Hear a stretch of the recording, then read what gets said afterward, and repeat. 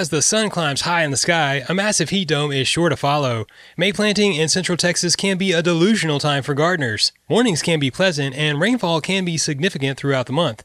But are we being fooled into planting for an impossible season? After 18 years of growing food in my Austin, Texas garden, I've gotten to know some of the champions of summer. So in this video, I'll cover the vegetables, herbs, flowers, and more that you can grow right now for an abundantly weird garden. I'm Scott from New Garden Road, always out here to inform, inspire, and elevate you. Encouraging biodiversity and restoring habitat is my mission, one garden at a time. Now, before we get into this list of plants, I want to touch on a couple of things.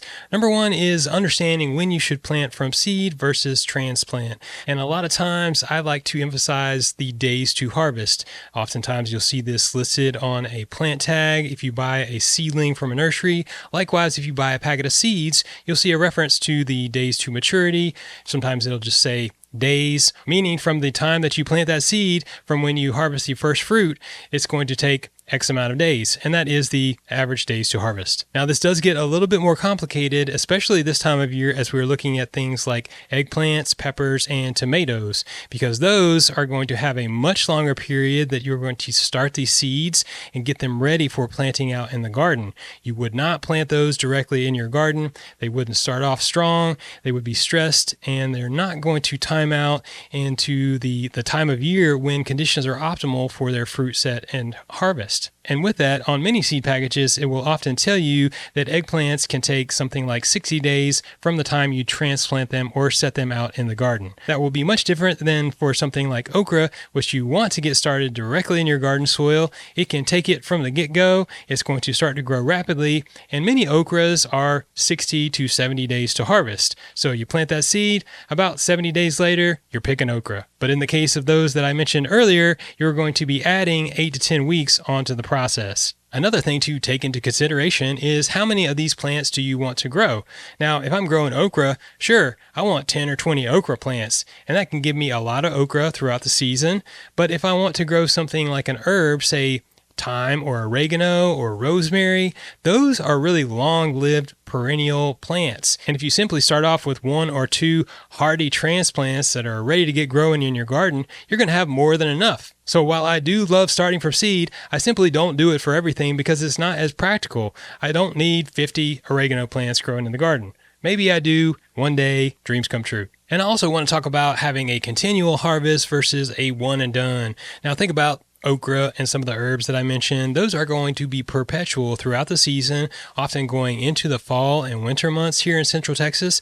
But if I'm growing something like, say, jicama or sweet potatoes, those are ultimately going to be ready to harvest all at one time. Now, you can choose to do successive plantings, and that can stagger your harvest a little bit, but it's something to understand in the grand scheme of things, because if you're going to plant out more things in your garden, then you want to understand when you are going to be harvesting something, whether or not it will be taken away and free up the space for you, or it is going to remain and continue to produce for you throughout the rest of the season. And we also need to understand that there are impediments to pollination as we get into the extreme heat of our Central Texas growing region.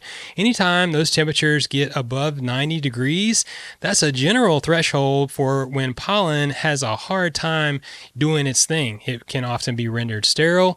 And if we have morning temperatures that are rapidly warming, that is the time of year when we can start to see some of these problems. So if you're growing a fruiting crop, such as melons or even cucumbers, tomatoes, it can be difficult to have them produce on a regular basis into the months of July and August when things are so extreme that those temperatures are simply interrupting with their process. The bottom line is that we must do everything that we can to set the stage for optimal growth and development in our garden. And that entails doing things like inoculation. You can make a simple compost extract with worm castings or backyard compost. This is going to be chock full of the microbes that will partner with plants to exchange nutrients and to conduct the natural nutrient cycling of the soil food web. So anytime I've got something that I want to plant out in the garden, I can make a little compost extract and spray that directly on the roots of my seedlings as I plant them in the ground.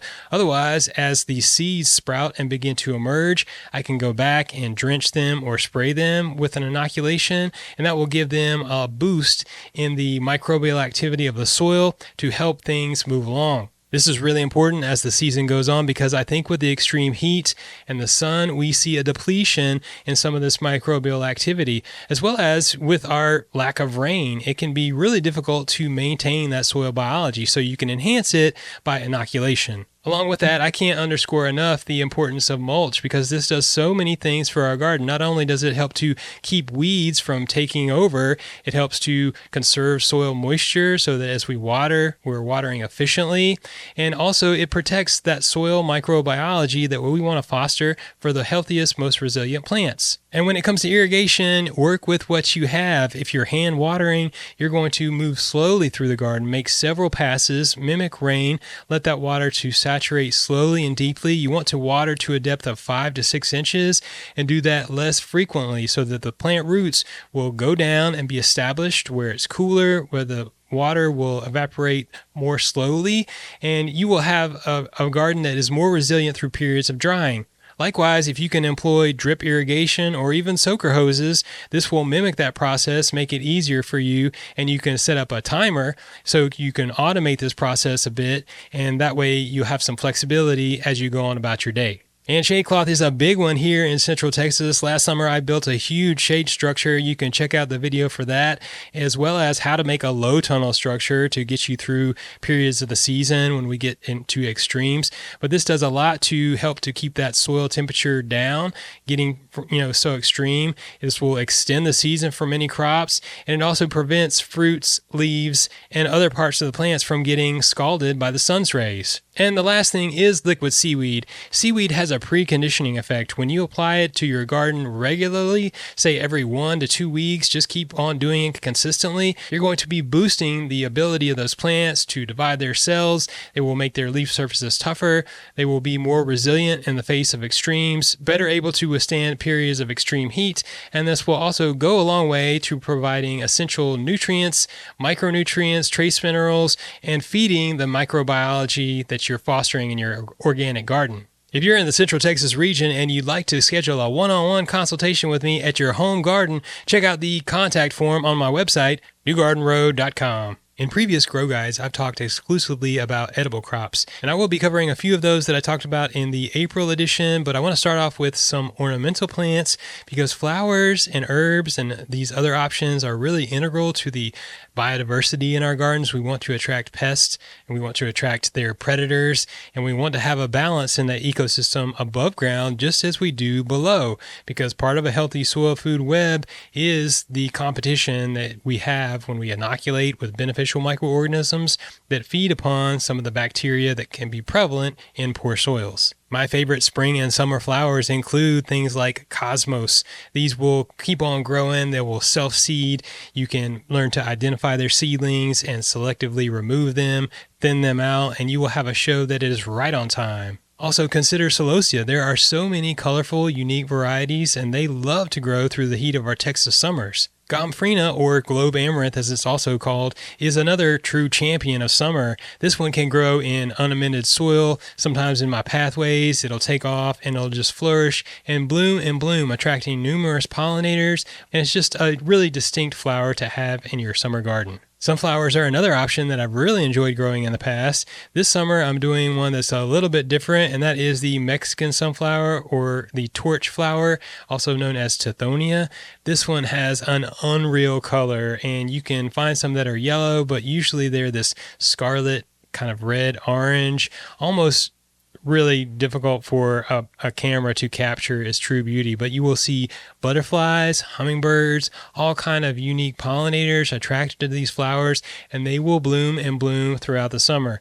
They're also a great plant to grow in a space where you need to nutrient cycle because they have a lot of top growth and mass that as they begin to wane near the end of the season, you can chop that up and feed your soil. And last but not least is zinnias. Now, I'm going big on zinnias this summer. I love these so much. There are different species that you can grow that have a wide range of color patterns and sizes and their blooms. The giant zinnias has always been great to fill up my garden, and I'll plant in the middle of some of my sprawling plants. That way you kind of have this tiered jungle garden. And these are great cut flowers. They will last for at least a week in your kitchen if you put them in a vase of water, and they are just so beautiful. And I haven't talked a lot about herbs in the past, but this is a really worthwhile place to start in your gardening journey because I find a lot of herbs to be much more approachable and easy to care for. As long as you understand their distinctive requirements, you will go really far with these. Many of them, such as rosemary, oregano, thyme, sage, and others, can be perennial. They'll come back season after season, many of which are evergreen in nature, and they will flower occasionally, which really is something special to see because we grow these herbs for culinary use. Sometimes they're just there to go rub the leaves and get that smell in your nose, and it really brightens your day. But these can also be a great attractant to wildlife. Now, mint is another one that we can get going right now, and this is best done in a container because if you don't know, mint can be really aggressive. I've grown it in raised beds previously, and it did take over. It was just really difficult to control, but you can plant them in a pot, and you can even plant that pot in a raised bed. I've done that, and as long as you consistently prune around the edges of that container, you will have fresh mint all season long. And there are so many interesting mints that you can choose, such as orange, variegated pineapple, apple, and chocolate mint, along with the traditional spearmint and peppermint varieties that are just so much fun to get in your hands and in your face whenever you get the chance. And lastly, I want to touch on basil because this one really lasts through the season. With no shade cloth, it can do just fine on its own. It will produce, you can cut it and it will grow back, and you can have a fresh supply of this herb throughout the season. Very much like mint, there are so many unique varieties that you can choose from. I like the standard Genovese, which is a good pesto type basil, but the red Reuben and some of those other more colorful ones are so beautiful. And you should also know that there are some tropical perennials that we can grow as temperate annuals in our climate, such as ginger, turmeric, and galanga. Now, I like to grow these in containers. They do need some protection through the winter, but if you get them planted out in the months of April and May, then they will start to leaf out and they'll really get their rhizomes starting to spread. And by late summer, they're developing, they're sizing up. And prior to the first fall frost, you can harvest fresh rhizomes of ginger and turmeric and galanga. And this is just really, otherworldly in terms of the aromas. And you can take these, you can dry them, you can make them into powders that you can use in the kitchen, you can freeze chunks of them, and you can also save some of them to plant in the subsequent seasons. If I put these in containers in my greenhouse over the winter, they last just fine, and they will be sprouting right on time. I've got some in the garden right now that's starting to leaf out, and that's telling me it's time to grow these. Moving on, there are many fruit trees that you can get established in the garden right now, and a lot of them you can grow in containers. So if you have a small space, or if you're simply not sure where to plant them in your garden, or if you think you will need to protect them through the winter, which is often the case for some sensitive tropicals such as citrus, one of my favorites, then you can cultivate them in containers. But along with citrus, of which I have 24 specimens, one is in the ground, I also have 3 fig trees growing in containers. Now this is a great way to get some fruit into your diet, and these love growing in my garden. Now, I gotta say that it's a battle with the birds, with some of the wildlife, but that's okay. I like sharing, and I like growing a little bit more than I can when I can, and that way there's a balance in that. Other options to consider are olives. I've got one Arbequina olive that's growing really happily in a container, and this is such a beautiful specimen. I did get a couple of olives to produce for the first time last fall. I haven't had this tree for very long, so it's really just getting into its fruiting phase, but how much fun is that to grow your own olives? And the other one that I have is a Pakistani mulberry. I got this one from Lone Star Nursery. That is a great place to find some distinctive, weird, unusual, and fascinating fruit to grow in your garden. When it comes to the true champions of summer in my Austin, Texas vegetable garden, you've got quite a lot of options to choose from this time of year. Just because we're on the verge of some extremes and maybe get into some drier times of year, you need to keep planting because you want to have some living roots growing in that soil to keep that biology running, and you'll be rewarded. Now, when it comes to identifying some of the true champions of summer in my vegetable garden, I've got to make off a list here for you real quick. The okra is one that I always grow throughout the summer. As many plants as I can fit in. They have beautiful flowers. They have edible leaves. And these okra pods will just keep on coming. If you've never tried fresh okra in the garden, you got to do it. Along with that, there are so many varieties that you can choose from that just makes exploring all the more fun. And also long beans, known as asparagus beans, yard long beans, noodle beans. These are a subspecies of southern peas, which I think is another great selection and a champion in my opinion. But long beans are just so much fun because if you have a small garden, you can grow them up a trellis. They also come in several different varieties such as purple, the Chinese red, and some of the green ones can be really juicy, kind of sweet. You can eat those fresh in the garden. You can give them a quick saute. They're going to be much more resilient through the heat than your standard green bean. And then there's the mighty sweet potato, buried treasure if you ask me. I love growing these every summer, and the more things that I can have out there taking over the ground, shading the soil, just making it into a big old jungle, I love it. Now, sweet potatoes take around 90 to 100 days, but you can leave them in the ground much longer, and you'll see those leaves will start to turn a little bit yellow after a period of time. I've let them run 140 days before, and I got some big old potatoes that way. The leaves are edible and highly nutritious. You can saute those with some type of ginger, maybe some of your homegrown ginger, and that can be really delicious. If you harvest those sparingly, you won't interfere with the tuber production, and you'll be growing a lot of food that you can even store and eat on later in the season. Growing greens in the month of May can be a challenge. We're not going to be looking at spinach or lettuce per se. Arugula, that's even kind of a hard one to pull off, but you can try it. Things like Swiss chard, if you establish them from transplants, they will do well into the summer. They'll probably have a period of dormancy, but there are numerous other warm season greens to choose from. If I had to pick one, okay, maybe two, I would choose Molokia, also known as Egyptian spinach. Just die hard, in my opinion. You don't need shade cloth for this one. Super nutritious, and I think it's really tasty, as well as Callaloo. That's a variety of amaranth that has a really big leaf. Pretty tasty too. I know some of these warm season greens can be a little bit to get used to.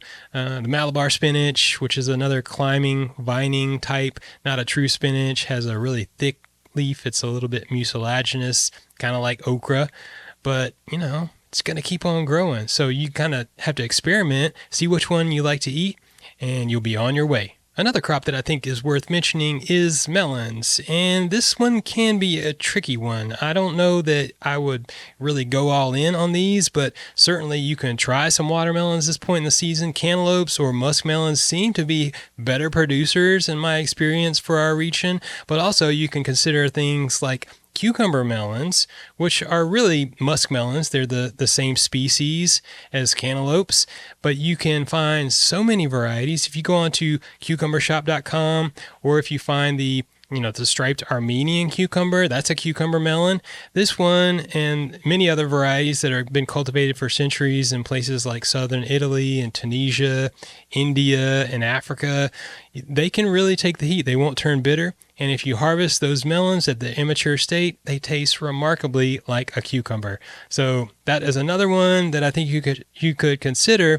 If you want to grow some melons, just be aware of that issue with pollination that we talked about. And that can interfere with the cucumber melons too. But I think it's a worthwhile exploration, especially if you've got an area in the garden that has some afternoon shade, morning sun, or you're employing some shade cloth, and you've got all those elements to support their growing conditions that I mentioned earlier. You're setting the stage, then you can do better with some of these. Now, I've got a couple of emerging champions on my list that I want to mention to you that could be fun, could kind of spark some inspiration for you. And number one is sesame. I had no idea how beautiful this plant was going to be. It kept on growing 5 to 6 feet tall, really kind of like some fuzzy leaves that would catch the light in the morning, a beautiful tubular flower, and they set on so many pods. I think I grew a few plants. They were really tough. They weren't under shade cloth. I just loved having them in the garden, and I got quite a lot of sesame seeds. This year I'm going to try a different variety, a white sesame seed, which is really more like what I'll be using in my kitchen.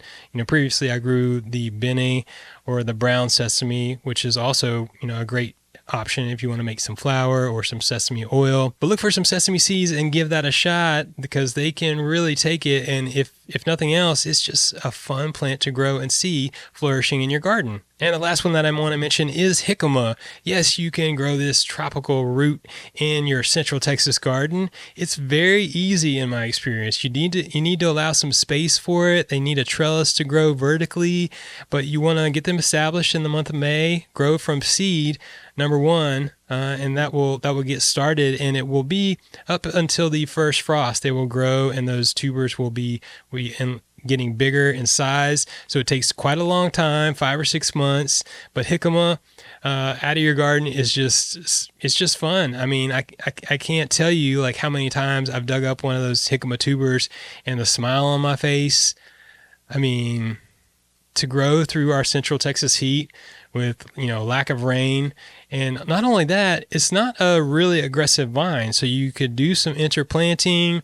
It's not going to really take over in an area. It has a beautiful flower. If you let it flower and set pods, that can diminish some of the way the tuber's set up. Maybe they won't get as big, but really beautiful, kind of like a blue indigo type flower to consider. So a couple of lesser known options in there to add to the list of champions of summer. Get out there and get growing.